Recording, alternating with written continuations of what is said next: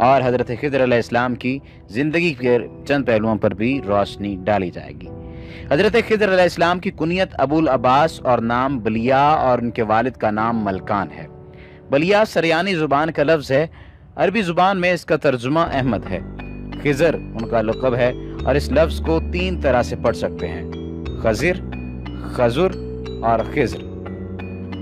खिज़र के मानी सब्ज़ चीज़ के हैं, ये जहाँ बैठते थे वहाँ आपकी बरकत से हरी हरी घास उग जाती थी, इसलिए लोग इनको खिज़र कहने लगे। ये बहुत ही आली ख़ानदान से ताल्लुक़ रखते हैं और उनके आबा व अजदाद बादशाह थे।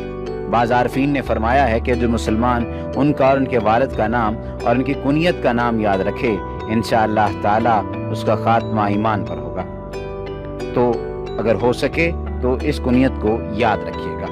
अबुल अब्बास बलिया बिन मलकान, ये हज़रत खिज़र अलैहिस्सलाम हज़रत ज़ुल्करनैन अलैहिस्सलाम के खालाजाद भाई भी थे। हज़रत खिज़र अलैहिस्सलाम हज़रत ज़ुल्करनैन के वज़ीर और जंगलों में अलमबरदार रहे हैं। ये हज़रत साम बिन नूह की औलाद में से हैं और तफसीर सावी में है कि हज़रत ज़ुल्करनैन हज़रत इब्राहीम खलीलुल्लाह के दस्ते हक परस्त पर इस्लाम कबूल करके मुद्दतों उनकी सोहबत में रहे और हज़रत इब्राहीम खलीलुल्लाह ने उनको कुछ वसीयतें भी फरमाई थी।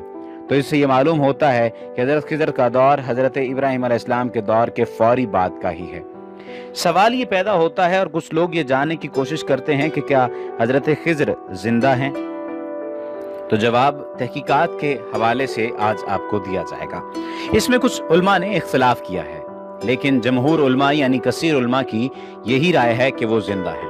बल्कि इनकी मुलाकात हज़रत मूसा अलैहिस्सलाम से भी साबित है, हालांकि आपका दौर हज़रत मूसा अलैहिस्सलाम से कई सौ बरस पहले हज़रत इब्राहीम अलैहिस्सलाम के दौर के फौरी बाद का है। तफसीर रूहुल बयान में है कि हज़रत यूसुफ अलैहिस्सलाम जो कि हज़रत इब्राहीम अलैहिस्सलाम के पड़पोते हैं, उनके दरमियान और हज़रत मूसा अलैहिस्सलाम के दरमियान 400 साल का फ़र्क है। तो इस लिहाज से हज़रत मूसा अलैहिस्सलाम हज़रत खिज़र अलैहिस्सलाम से तकरीबन 600 साल बाद पैदा हुए होंगे। वल्लाहु ताला आलम। इमाम बदरुद्दीन ऐनी साहब शरह बुखारी ने उनके मुताल्लिक लिखा है कि जमहूर का मज़हब ये है और सही भी ये है कि वो नबी थे और जिंदा हैं।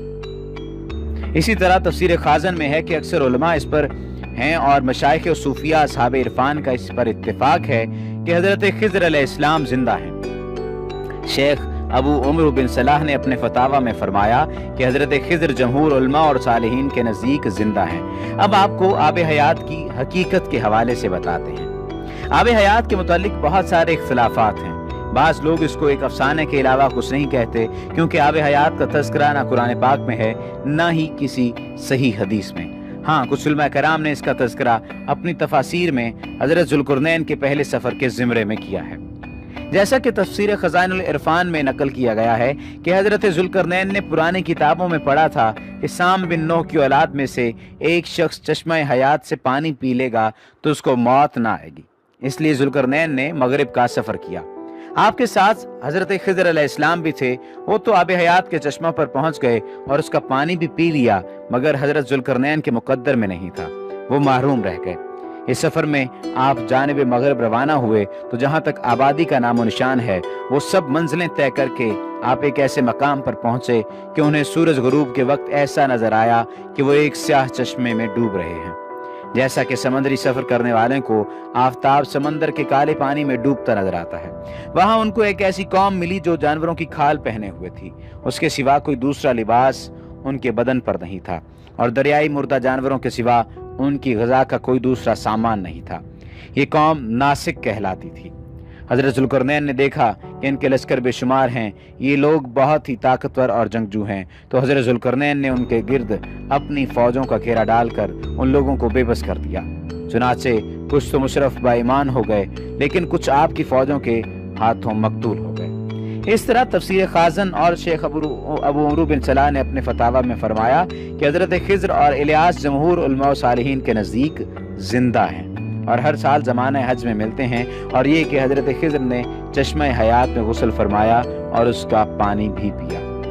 हज़रत मूसा और खिज़र की मुलाकात के हवाले से भी आज आपके साथ ये बात शेयर की जाएगी कि उनके साथ उनकी आपस में किस तरह से मुलाकात हुई। कुरान मजीद में हज़रत मूसा अलैहिस्सलाम और हज़रत खिज़र अलैहिस्सलाम की बाहिम मुलाकात अपनी नौइयत और तासुर के एतबार से सरासर एक मुनफरिद वाक़या है। मूसा अलैहिस्सलाम साहिब शरीयत पैगंबर थे। एक मौका पर उन्हें बातनी अहवाल यानी इसरार कुनिया जानने का शौक हुआ। अल्लाह ताला ने उनकी मुलाकात एक ऐसी हस्ती से कराई जिसके सुपुर्द बातनी मामलात थे। कुरान मजीद में उस हस्ती का नाम मज़कूर नहीं है, अलबत्ता अहादीस और तफासीर में उसका नाम खिज़र बताया जाता है। हज़रत खिज़र ने मूसा अलैहिस्सलाम से कहा, आप मेरे साथ चलते हुए जो मामलात देखेंगे उस पर खामोश नहीं रह सकेंगे, सवाल करने पर मजबूर हो जाएंगे। हजरत मूसा ने खामोश रहने का वादा किया, लेकिन जब उन्होंने पैदर पै 3 अजीबोगरीब वाक़यात अपनी आंखों से देखे तो हर बार मोहरे सकूत तोड़ने पर मजबूर हो गए। पहला वाक़या इस तरह पेश आया कि हजरत मूसा और हजरत खिज़र ने मिलकर एक कश्ती में सफ़र किया। दरिया के दूसरे किनारे पर पहुंचने के बाद खिज़र ने उस अच्छी भली कश्ती का एक कोना तोड़कर उसे नाकिस कर दिया। दूसरा वाक़या ये था कि एक मकाम पर कुछ बच्चे खेल रहे थे। खिज़र ने आगे बढ़कर एक बच्चे को पकड़ा और उसे मौत की नींद सुला दिया। जाहिर है ये शरई तौर पर गुनाह कबीरा का इर्तिकाब था। तीसरा वाक़या ये था कि मूसा और खिज़र ने एक बस्ती के मकीनों से खाना तलब किया तो किसी ने भी उनके सवाल को दरखुरे एतना न समझा। अचानक एक शिकस्ता दीवार दिखाई दी जो मामूली से धक्के से गिर सकती थी। खिज़र ने मूसा से कहा, आइए हम ये दीवार तामीर कर दें। चुनाचे दोनों असहाब ने वो दीवार अस्सर नौ खड़ी कर दी।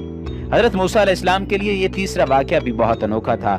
ज़ब्त न कर सके और इसका मफ़हूम पूछने पर मजबूर हो गए। इसके बाद हज़रत खिज़र ने हज़रत मूसा से कहा, अब आप मज़ीद मेरे साथ नहीं चल सकेंगे, अलबत्ता जुदा होने से पहले मैं इन वाक़यात का पस मंज़र वाज़ेह कर देता। वो कश्ती जिन लोगों की थी वो इसके ज़रिए मुसाफिरों को दरिया के आर पार ले जाकर मजदूरी हासिल करते थे।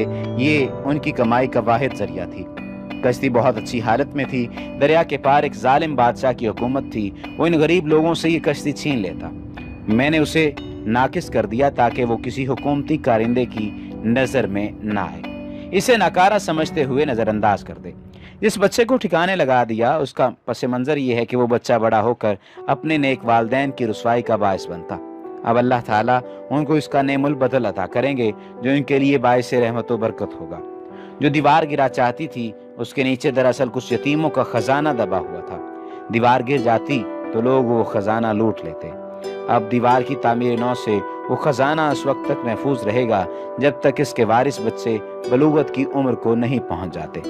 इसमें कोई शक नहीं कि इस किस्से का मकसद इंसानों पर वाज़ेह करना है कि एक ये दुनिया है जिसमें तुम रहते बसते हो। शरई असूल व कवानीन इसी ज़ाहिरी दुनिया के मामलात को संवारने के लिए मुतय्यन किए गए हैं, लेकिन ये न भूलो कि ज़ाहिरी दुनिया के साथ साथ एक दूसरी दुनिया भी है जो तुम्हारी निगाहों से ओझल है। इसके अपने कायदे ज़ाब्ते हैं जिन्हें जानने के लिए तुम मुकल्लिफ नहीं हो। अगर कोई तुम्हें तकलीफ़ पहुंचती है तो इस पर सब्र इख्तियार करो और अल्लाह ताला से दुआ करो कि इस तकलीफ़ के नताइज तुम्हारे लिए मुफीद बना दे। अगर खुशी मिलती है तो इस पर फ़ख्र और गुरूर में मुब्तला ना हो जाओ।